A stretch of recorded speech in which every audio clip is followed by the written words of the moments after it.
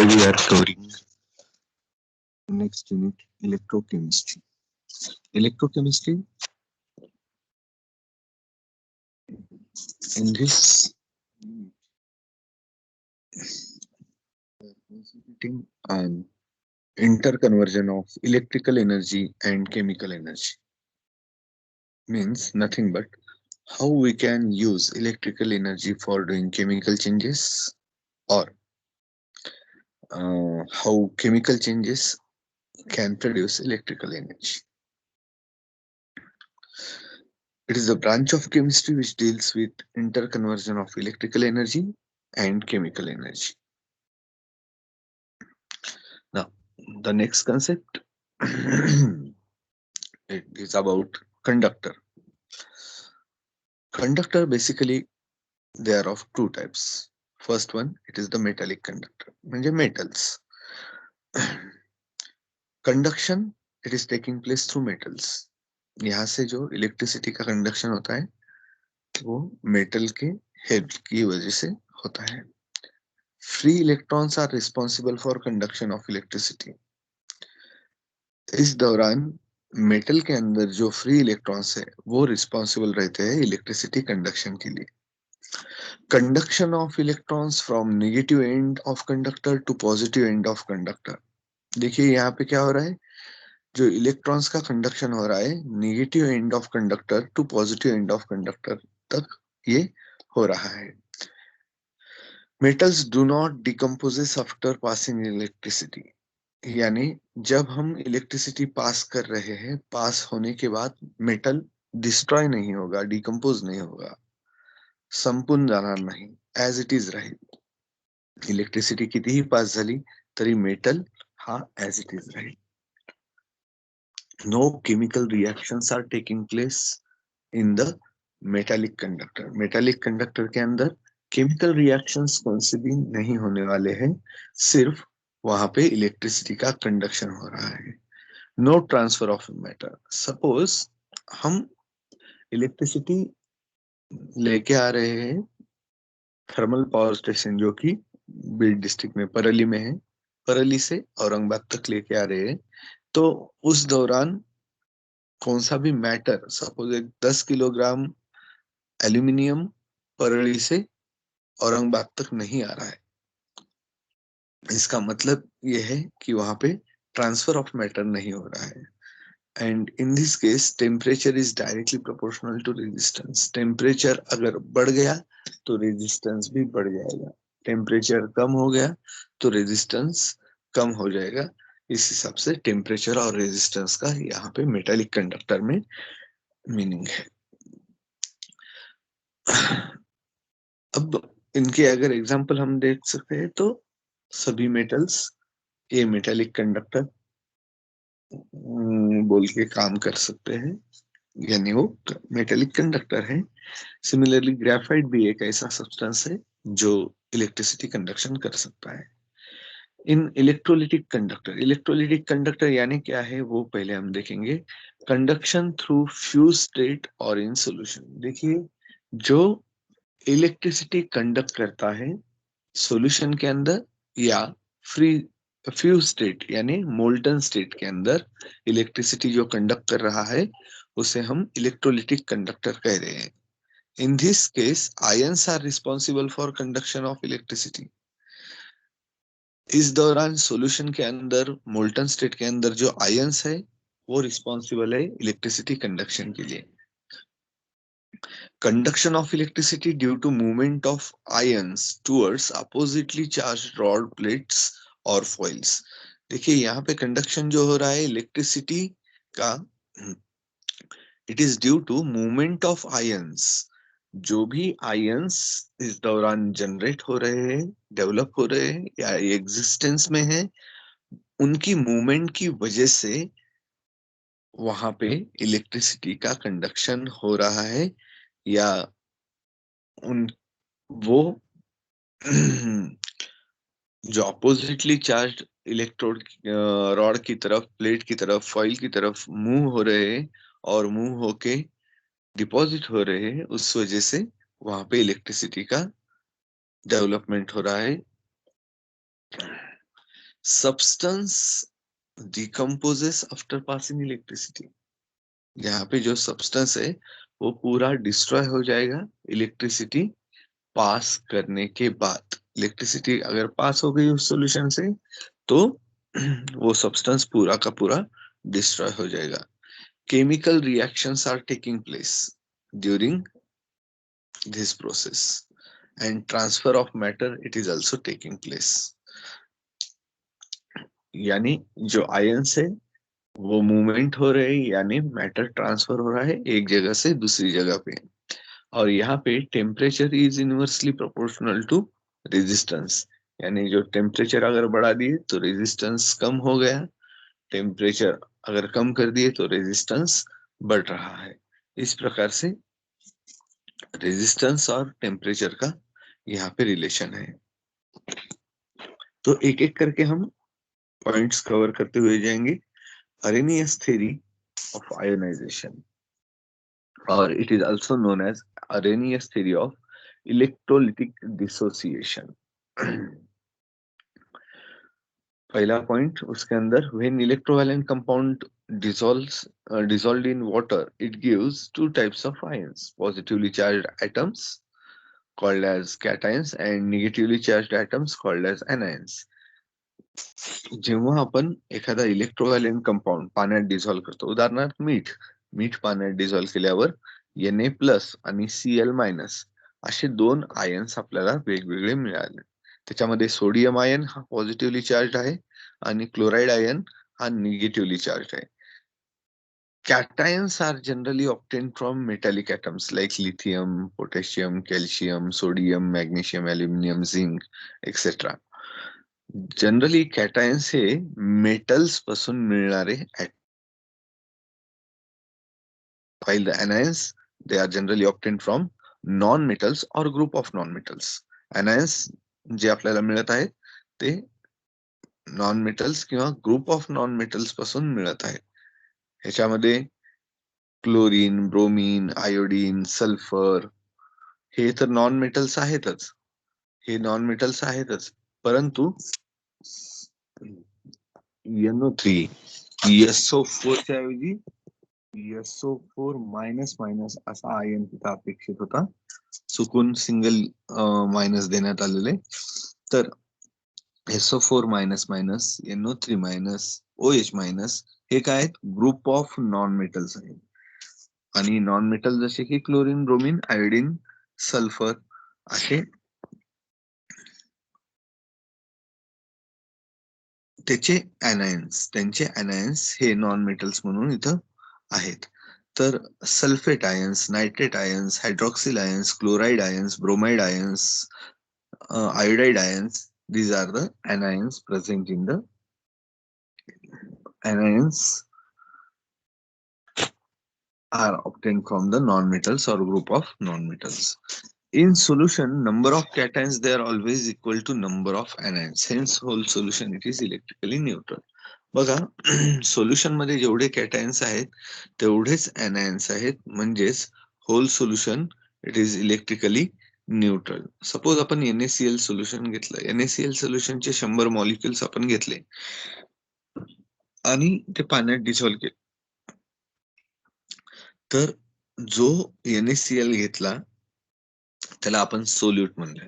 The salt which is taken, NaCl salt which is taken, it is called as solute। It is dissolved in water, nothing but water, it is acting as a solvent, and after mixing these two there is a formation of solution। जब वो sodium chloride घुल जाएगा, विरघळून जाईल, त्यावेळेस solution तयार होईल, ज्याच्यामध्ये Na+ ची संख्या आणि Cl- ची संख्या ही सारखीच असेल आणि त्याच्यामुळे होल सोल्युशन इलेक्ट्रिकली न्यूट्रल असेल। Charges present on cations and anions represents the valency of that element from which ion is derived। बघा ज्यावेळेस NaCl, when NaCl it is dissolved in a solution, it gives Na+ and Cl-, as we know that how Na+ it is developed when sodium is losing one electron for the completion of octet, it acquires unit positive charge and shows +1 positive electrovalency. Similarly, chlorine, for the completion of octet, accept 1 electron and get converted into chloride ion and shows -1 negative electrovalency. Why sodium it is losing only 1 electron? It is only because of for the completion of octet, and hence sodium attains nearest neon gas configuration. Similarly, chlorine atom also attains nearest argon gas configuration, and these both elements get stabilized by losing and accepting electrons respectively. This sodium atom, due to loss of one electron, it completes its octet and gets stabilized. Nothing but it acquires a unit positive charge. Nothing but this one sodium having combining capacity, it is of 1 electron. Sodium की combine होने की capacity कितनी की है? 1 electron की है. और chlorine की कंबाइन होने की कैपेसिटी कितनी है? वो भी 1 इलेक्ट्रॉन की है. यानी कंबाइन होने की कैपेसिटी 1-1 इलेक्ट्रॉन की है. उसी वजह से वो उनकी वैलेंसी है. वैलेंसी किसकी है? सोडियम की वैलेंसी है. वैलेंसी किसकी है? क्लोरीन की वैलेंसी है. जिस एलिमेंट से वो आयन डिराइव हुआ है, ऑब्टेन हो चुका है, उस एलिमेंट की वैलेंसी हम बता रहे हैं. तो sodium plus this positive charge over sodium metal represents the valency of sodium atom from which Na plus is derived. यानी सोडियम की वैलेंसी 1 है, ये हम बता रहे हैं. फिर क्लोराइड आयंस के ऊपर जो नेगेटिव चार्ज है वो भी बता रहा है क्लोरीन की वैलेंसी 1 है बोल के. Molecules are separated into ions and ions reunite to form molecule. Hence this process is reversible. देखिए यहाँ पे मॉलिक्यूल का कन्वर्जन आयंस में हो रहा है. ये एसिटिक एसिड है. Acetic acid acetate ion, anion और हाइड्रोजन आयन के अंदर कन्वर्ट हो रहा है. कैटायन H+ है और एनायन है acetate ions. Acetic acid molecule जब सेपरेट हो रहा है, उनमें से सपोज हम 100 मॉलिक्यूल्स ले रहे हैं, तो उनमें से आउट ऑफ 100 सिर्फ 45 मॉलिक्यूल्स अगर सेपरेट हो रहे हैं, यानी एसिटेट आयंस और हाइड्रोजन आयंस, तो बाकी के आयंस जो सेपरेट हो चुके हैं वो एक दूसरे के साथ कंबाइन होके फिर मॉलिक्यूल बना रहे हैं. यानी molecules are converted into ions and developed ions they reunite to form undissociated molecule. जो डिसोसिएट नहीं होगा, सेपरेट नहीं होगा, ऐसा मॉलिक्यूल वो बना रहे हैं. यानी ये प्रोसेस कैसी है? Molecule to ions, ions to molecule. This process is reversible. Or fraction of total number of molecules which are separated into ions is known as degree of dissociation or degree of ionization. देखिए ये जो important point बता रहा लिखा है last में, ये इसका मीनिंग क्या होता है? Fraction of total number of molecules which are separated into ions is known as degree of dissociation. Suppose ये एसिटिक एसिड का एग्जांपल हमने लिया था कि आउट ऑफ 100 मॉलिक्यूल्स सिर्फ 45 मॉलिक्यूल्स सेपरेट हो रहे हैं. यानी उसका फ्रैक्शन कितना आ गया? 45 divided by 100. 45 divided by 100, that is the fraction of dissociation. This concept it is called as degree of dissociation or degree of ionization. Ionization or dissociation यानी separation of molecules into cations and anions. Molecules का separation हो रहा है cations में और anions में, और वो जो fraction है out of कितने molecules का separation हो चुका है, इसी को हमने कहा है degree of dissociation और degree of ionization. फिर एक बार देखते हैं Arrhenius theory of ionization or Arrhenius theory of electrolytic dissociation. When electroalien compound dissolves in water, it gives two types of ions, positively charged atoms called as cations and negatively charged atoms called as anions. Positively charged atoms, they are generally obtained from metallic atoms, and negatively charged anions generally obtained from non-metallic atoms or group of non-metals. In a solution, total number of cations, they are always equal to total number of anions. Hence, whole solution, it is electrically neutral. In NaCl solution, number of cations, they are equal to number of anions. Hence, whole solution of sodium chloride, it is electrically neutral. Remember that there is always a neutral. In any solution, after dissolving into the solution, after dissolving any salt into the solution, or after dissolving any salt in the solvent, then there is a formation of solution, and the formed solution, it is always a neutral. जेव्हा आपण एखादा solute solvent मध्ये dissolve करतो तेव्हा जेवढे cations आहेत तेवढेच anions राहतील, म्हणजेच होल सोल्युशन इलेक्ट्रिकली न्यूट्रलच राहील. जेवढे कॅटायन्स आहेत तेवढेच ऍनायन्स राहतील, म्हणजेच होल सोल्युशन इलेक्ट्रिकली न्यूट्रलच राहील. Charges present on the cations and anions represents the valency of that element from which ion is derived.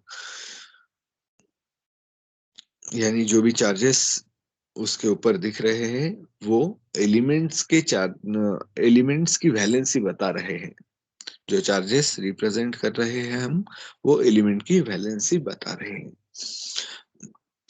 Molecules are separated into ions and ions are reunited to form a molecule. Hence, this process is reversible. यहाँ पे जो molecule का separation हो रहा है ions के अंदर, और जो आयंस सेपरेट हो चुके हैं वो फिर एक बार एक दूसरे के साथ कंबाइन हो रहे हैं और मॉलिक्यूल बना रहे हैं. ये प्रोसेस पूरी तरह रिवर्सिबल है, दोनों तरफ से होते हैं. मॉलिक्यूल्स का कन्वर्जन आयंस में, आयंस का कन्वर्जन मॉलिक्यूल में. लेकिन उसके बाद में कुछ फिक्स्ड मॉलिक्यूल ये सेपरेट हो जाते हैं, और उसी सेपरेटेड मॉलिक्यूल्स को हम कहते हैं डिग्री ऑफ डिसोसिएशन. उस सोल्यूट की,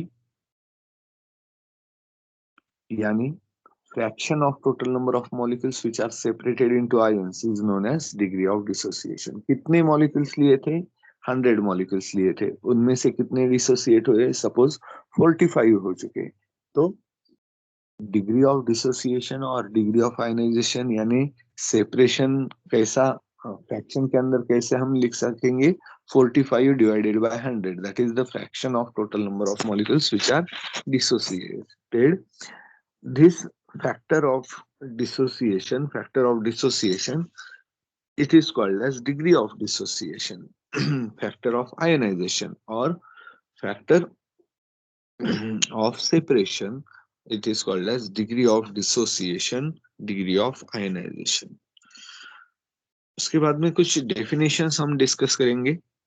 conductor, substance which can conduct electricity, it is called as conductor. From one end to another end, it is called as conductor. Insulator, substance which do not conduct electricity, it is called as non-conductor or insulator. Examples: wood, plastic, rubber, etc. Dielectrics are the insulators, but the additional function of dielectrics is they can hold the charges. Dielectric material present in metallic material present in the capacitor. देखिए यहाँ पे dielectric material दो metallic plates के अंदर जो insulating material हम place करते हैं, generally it is placed in the capacitor. Capacitor के अंदर की अरेंजमेंट मैं बता रहा हूँ. कैपेसिटर के अंदर दो मेटेलिक प्लेट्स है, और उसके अंदर एक डाइलेक्ट्रिक मटेरियल है यानी इंसुलेटिंग मटेरियल है, but the additional function of that dielectric material they can hold the charges. ये हम कैसे चेक कर सकते हैं? सपोज हमने इलेक्ट्रिसिटी ऑन की, फैन चालू किया या मोटर चालू कर दी, और कुछ खराबी है, इसकी वजह से हमने वहां पे कैपेसिटेंस को अगर हाथ लगाया, तो इलेक्ट्रिसिटी बंद होने के बाद भी हमें इलेक्ट्रिसिटी वहां पे है, ऐसा करंट हमें लग जाएगा। ये हमें घर पे करके देखना नहीं है। फिर भी यहाँ पे क्या हो रहा है कि करंट लग सकता है, क्योंकि करंट कहाँ से आ गया? लाइट तो नहीं है, करंट तो चला गया था। फिर भी हमने चेक कर, अगर कर रहे हैं कुछ दुरुस्ती कर रहे थे, तो उस वक्त क्या हो जाएगा कि करंट हमें लग सकता है।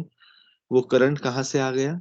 तो जो डाइलेक्ट्रिक मटेरियल है, डाइलेक्ट्रिक मटेरियल के अंदर जो हमने कैपेसिटर के अंदर जो डाइलेक्ट्रिक मटेरियल है, उसकी वजह से हमें वो करंट लग रहा है। Because dielectrics, these are the materials which can hold the charges. उसकी वजह से वो चार्ज, कैपेसिटर चार्ज होल्ड कर सकता है, ये हमें पता चलता है। ये हमें जनरली सिलेंड्रिकल फॉर्म में कैपेसिटर फैन के ऊपर या मोटर के अंदर, इलेक्ट्रिक मोटर के अंदर हमें रहते हैं, मौजूद रहते हैं, हम कभी भी उसे देख सकते हैं। तो इलेक्ट्रोलाइट, आगे की डेफिनेशन है electrolyte: substance in fuse state और इन मोल्टन स्टेट और in solution conduct electricity is called as electrolyte. यहाँ पे एक एग्जांपल दिया है, fused molten NaCl and NaCl solution. दोनों कंडीशन अलग अलग है। मोल्टन NaCl यानी NaCl को हमने गर्म किया है, मोल्टन स्टेट में ले गए हैं। लेकिन दूसरे केस में NaCl सॉल्यूशन के अंदर सॉल्यूशन को गर्म वगैरह कुछ भी नहीं किया है, सिर्फ पाणी में घोल दिया आहे, मिठाचं पाणी तयार केलंय। आणि पहिल्या केसमध्ये फ्युज्ड NaCl मध्ये मिठाला वितळवलेलं आहे. Non electrolyte: substance in the fused state or in solution which cannot conduct the electricity, it is known as electrolyte. Basic चीज एक याद रखिए कि कौन सा भी सॉल्यूशन, उसके अंदर आयंस अगर है तो वो इलेक्ट्रिसिटी का कंडक्शन करेगा, और कौन सा भी सॉल्यूशन जिसके अंदर आयंस अगर नहीं है तो वो इलेक्ट्रिसिटी कंडक्शन नहीं करेगा। तो उस हिसाब से sugar sugar solution, petrol, benzene, methane, toluene, acetylene, naphthalene, ये ये पूरे नॉन चार्ज, जिनके ऊपर जिनके ऊपर कौन सा भी चार्ज नहीं है, जिस सॉल्यूशन के अंदर आयंस मौजूद नहीं है, वो इलेक्ट्रिसिटी कभी भी चेंज कंडक्ट नहीं करेंगे। तो उस हिसाब से ये पूरे के पूरे नॉन इलेक्ट्रोलाइट हो चुके हैं। नॉन इलेक्ट्रोलाइट यानी ऐसे सॉल्यूशंस और मोल्टन स्टेट वाला सब्सटेंस जो इलेक्ट्रिसिटी नहीं कंडक्ट करेगा।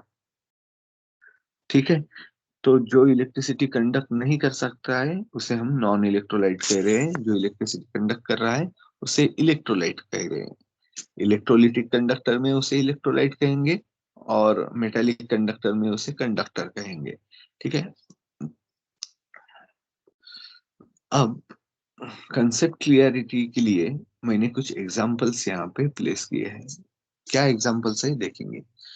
Hydrochloric acid HCl, H2SO4 sulphuric acid, HNO3 nitric acid, CH3COOH acetic acid, NaOH sodium hydroxide, KOH potassium hydroxide, NH4OH ammonium hydroxide, NaCl sodium chloride.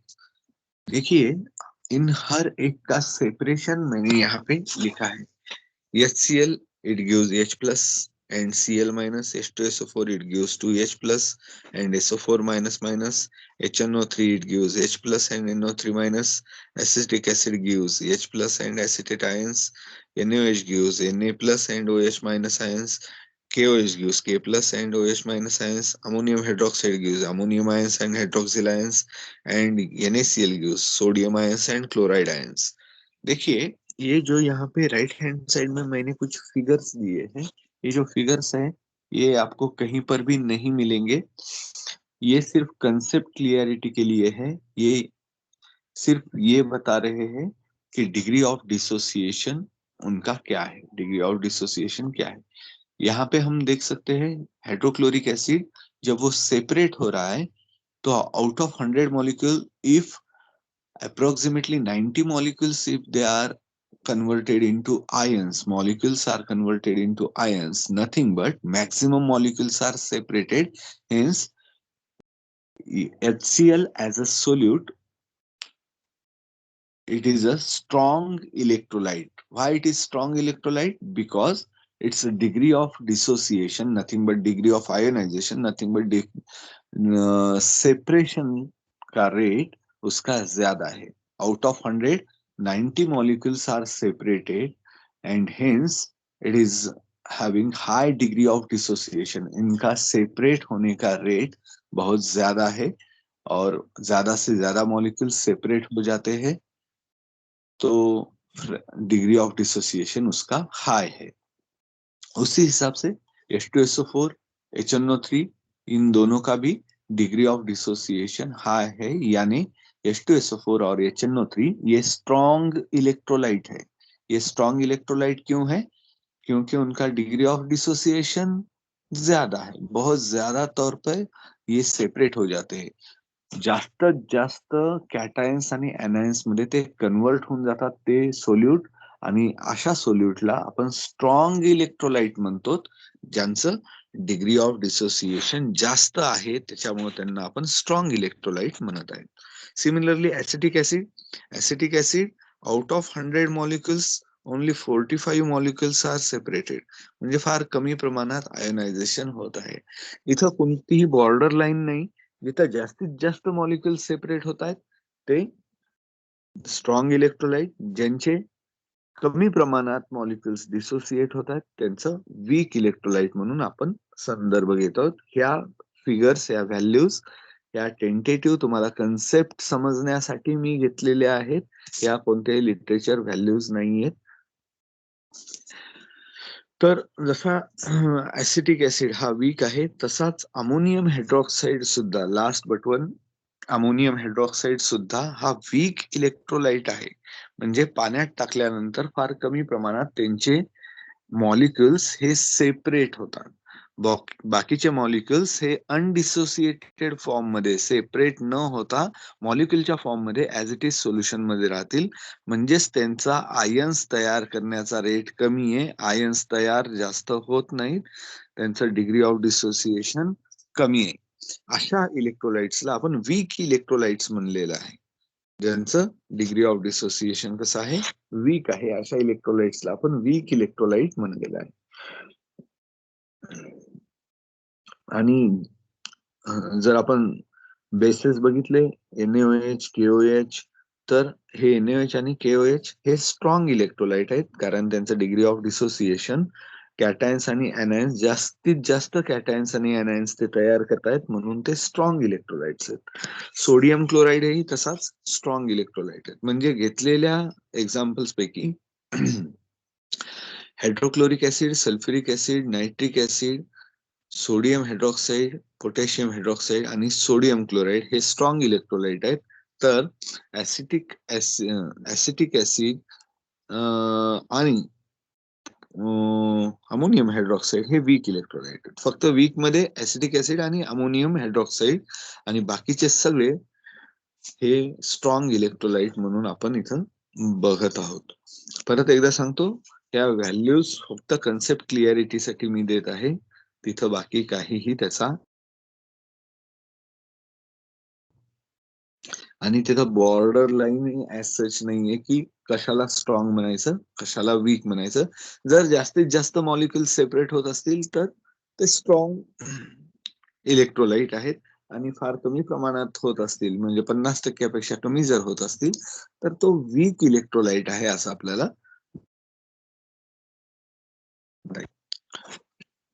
तर ह्या युनिटमध्ये आपण आतापर्यंत काय काय बघितले परत एकदा रिव्हिजन घेऊयात. This electrochemistry, it is dealing with the interconversion of electrical energy and chemical energy, how we can use electrical energy for doing chemical changes and how chemical changes can produce electrical energy. Next, conductors are classified into two types: metallic conductor and electrolytic conductor. In metallic conductor, conduction which is taking place through the metal. Free electrons are responsible for the conduction of electricity. Conduction of electrons from negative end of conductor to positive end of conductor. Metals do not decompose after passing electricity. No chemical reactions are taking place. No transfer of matter is taking place, and temperature is directly proportional to resistance. In electrolytic conductor, conduction through fused state or in solution. Conduction through the fused state or in solution. Electrolytic conductor मध्ये सोल्युशनच्या मदतीने किंवा fuse स्टेटच्या मदतीने electricity conduct होईल. Ions are responsible for conduction of electricity. Ions हे responsible आहेत electricity conduction साठी. आयन्स ज्याच्यामध्ये आहेत ते इलेक्ट्रिसिटी कंडक्ट करतील, आयन्स ज्याच्यामध्ये नाहीत ते इलेक्ट्रिसिटी कंडक्शन करणार नाहीत. Conduction of electricity due to movement of ions towards oppositely charge dots. बघा, ज्यावेळेस कंडक्शन होत आहे त्यावेळेस इलेक्ट्रिसिटी कंडक्शन कशामुळे होत आहे? आयन्सची जी मुवमेंट होतीये एका जागेहून दुसऱ्या जागेवर, तर त्या आयन्सच्या मुवमेंटमुळे इलेक्ट्रिसिटी कंडक्शन होत आहे. Substance decomposes after passing electricity. Substance decomposition होत आहे ज्यावेळेस इलेक्ट्रिसिटी पास केली त्यानंतर सबस्टन्स डिकम्पोज होऊन जात आहे. Chemical reactions are taking place. Chemical reactions तिथं घडून येतील इलेक्ट्रोलिटिक कंडक्टर मध्ये. Transfer of matter taking place in electrolytic conductor. ज्यावेळेस इलेक्ट्रिसिटी कंडक्शन होत आहे, काही आयन्स मुवमेंट होते आहेत एका जागेवरून दुसऱ्या जागेवर, म्हणजेच तिथं मॅटर हा ट्रान्सफर होत आहे. आणि temperature is inversely proportional to resistance. Temperature वाढलं की रेजिस्टन्स कमी, रेजिस्टन्स वाढला की टेम्परेचर कमी. अशा पद्धतीनं हे inversely proportional to each other असं आहे. Arrhenius theory of ionization मध्ये आपण बघितलं, when electrovalent compound dissolves in water, it gives two types of ions. Positively charged atoms are called as cations and negatively charged atoms called as anions. Positively charged atoms, nothing but cations and anions. It developed the formation of positively charged and negatively charged ions. इथं आपण काय म्हणलेलं आहे, ज्यावेळेस solute dissolve केला solvent मध्ये त्यावेळेस कॅटायन्स आणि आयनायन्स दोन प्रकारचे आयन्स इथे डेव्हलप होत आहेत. जनरली कॅटायन्स हे कशापासून मिळतात तर मेटल्स पासून मिळतात. आयनायन्स कशापासून मिळतात? नॉन मेटल्स पासून मिळतात किंवा ग्रुप ऑफ नॉन मेटल्स पासून मिळतात. पण होल सोल्युशन जेवढे कॅटायन्स आहेत तेवढेच आयनायन्स आहेत, म्हणजेच होल सोल्युशन इलेक्ट्रिकली न्यूट्रल आहे. Charges present on cations and anions represents the valency of that element from which ion is derived. म्हणजे जेवढे चार्जेस आहेत कॅटायनवर किंवा एनायनवर हे त्या एलिमेंटची व्हॅलेन्सी डिफाईन करत आहेत. हे चार्जेस त्या एलिमेंटची व्हॅलेन्सी डिफाईन करत आहेत. मॉलिक्युल्सचं कन्व्हर्जन आयन्स मध्ये होणं आणि ions they reunite to form undissociated molecule, hence this process is reversible. And fraction of total number of molecules which are separated into ions, it is called as degree of dissociation, degree of ionization. त्याच्यापूर्वी बघितलं आपण कंडक्टरचं classification बघितलंय. Substance which can conduct electricity, it is known as conductor. Example, all metals and graphite. Graphite मधून सुद्धा electricity conduct होते, जरी तो metal नसला तरीही त्याच्यातून इलेक्ट्रिसिटी कंडक्शन होते. Insulator, substance cannot conduct electricity. Substance which do not conduct electricity is known as conductor. Example, plastic, rubber, wood. These are the examples of insulator. Next, dielectrics.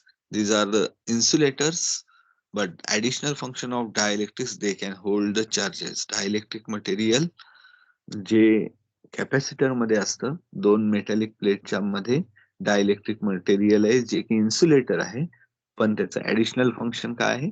It can hold the charges. त्याच्यामुळे light गेल्यावरही आपल्याला कॅपॅसिटरला जर हात लावला तर कधी shock लागण्याची शक्यता आहे. त्याच्यामुळेच हे रिफ्लेक्ट होतं की कॅपॅसिटर मध्ये जे डायइलेक्ट्रिक मटेरियल आहे ते काही चार्जेस होल्ड करून ठेवत आहे. Electrolyte substance in fused state or in solution conduct electricity is known as electrolyte. Substance in fused state or in solution conduct electricity is known as electrolyte. म्हणजे जो substance fuse state मध्ये, molten state मध्ये किंवा सोल्युशनच्या state मध्ये electricity conduct करतो त्यांना आपण electrolyte म्हणलेलं आहे. आणि नॉन इलेक्ट्रोलाइट जो सबस्टन्स मोल्टन स्टेट मध्ये किंवा सोल्युशनच्या स्टेट मध्ये इलेक्ट्रिसिटी कंडक्ट करत नाही त्यांना आपण नॉन इलेक्ट्रोलाइट म्हणलेलं आहे. उदाहरणार्थ sugar solution, petrol, benzene, methane etcetera. म्हणजे सहसा कोव्हॅलेंट कंपाऊंड ज्याच्यामध्ये आयन्स हे नाही आहेत असे सर्व कंपाऊंड्स इलेक्ट्रिसिटी कंडक्ट करणार नाहीत. इलेक्ट्रोव्हायलेंट कंपाऊंड ज्यांच्यामध्ये आयन्स आहेत तो इलेक्ट्रिसिटी कंडक्ट करेल. किंवा जे कंपाऊंड्स पाण्यात डिझॉल्व्ह केल्यानंतर आयन्स प्रोड्यूस करत असतील तर असे सर्वच्या सर्व कंपाऊंड्स इलेक्ट्रिसिटी कंडक्ट करतील. आणि जे कंपाऊंड्स पाण्यात टाकल्यावरही आयन्स तयार करत नाहीत ते इलेक्ट्रिसिटी कंडक्ट करणार नाहीत. पाण्यातच टाकणं अपेक्षित आहे असं नाही, मोल्टन स्टेट मध्ये सुद्धा वितळवल्यावरही जर त्याच्यात आयन्स असतील तर इलेक्ट्रिसिटी कंडक्ट करतील, आणि वितळवल्यावर जर आयन्स नसतील तर इलेक्ट्रिसिटी कंडक्शन होणार नाही. इथं आपण काही मॉलिक्युलचं सेपरेशन बघितलं. पहिले 4 ऍसिड्स आहेत, hydrochloric acid, sulphuric acid, nitric acid, acetic acid.